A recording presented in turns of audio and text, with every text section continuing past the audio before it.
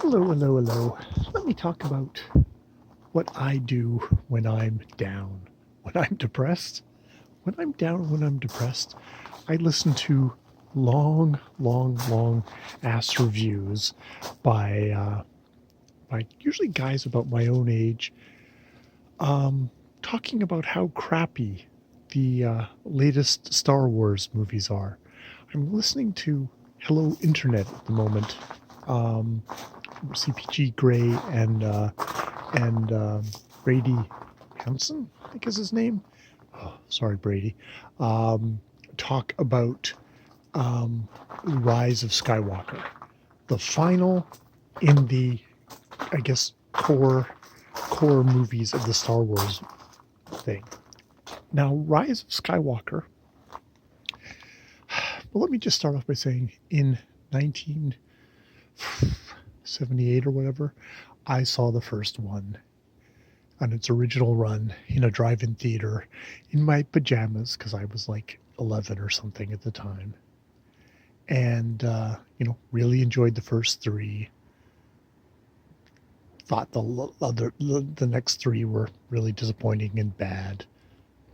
Actually was kind of pumped by the Force Awakens, and then along came Return of the Jedi, and I was just like, oh, okay. It's not like I hated it. It was just went like, oh, this isn't for me anymore. I was holding on to an experience that was back when I was 11 years old, and it's like, oh, okay. I watched that one and went, okay, yeah, this isn't really for me anymore. This is something new. I'm no longer 11. I'm never going to respond to movies this way before. I've got the original Star Wars movies, but I'm going to have to just sort of let that go. And, just sort of that kind of disillusion with it, that I was like, when I heard about just how poor and terrible and backtracky the Rise of Skywalker was going to be, I decided I'm never going to see it. I'm just never, don't need to go see it in the movie theater. And I never did.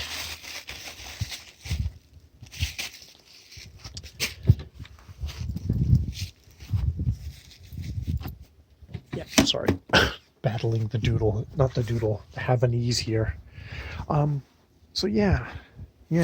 And now I find that whenever I'm in a bit of a funk, feeling kind of crappy, a not really particularly healthy thing that I do for entertainment is I listen to, yes, Hello Internet guys, or a Red Letter Media.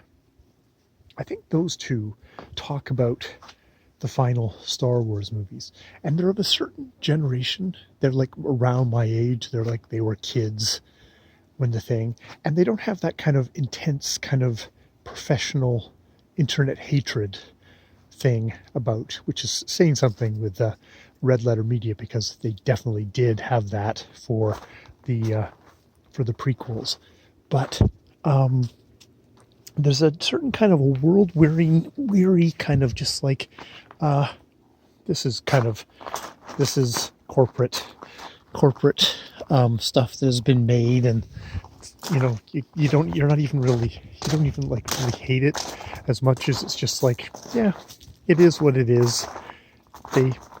Disney bought this property. They really didn't plan things out, and it's corporate pablum that is wearing the trappings of stuff that I really enjoyed as a young guy. But that's what it is. But yeah, I now find that when I'm feeling crappy, I will go back and listen to the reviews of these movies, including, Rise of Skywalker, a movie that I have never watched and I have no desire to watch.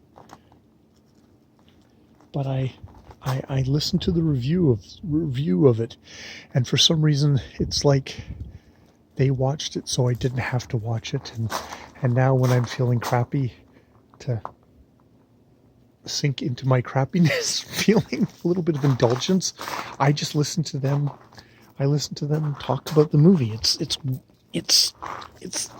a weird thing that I do. Yeah.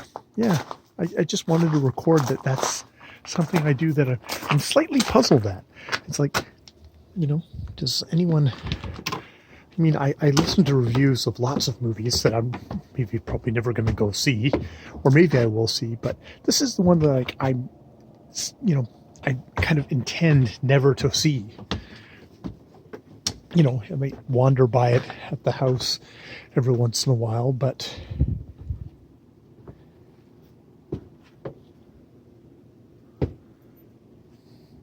it's just really, yeah, I just find that very odd in myself. I'll have to think about that, but I do definitely have this compulsion to listen to it. All right, more videos later.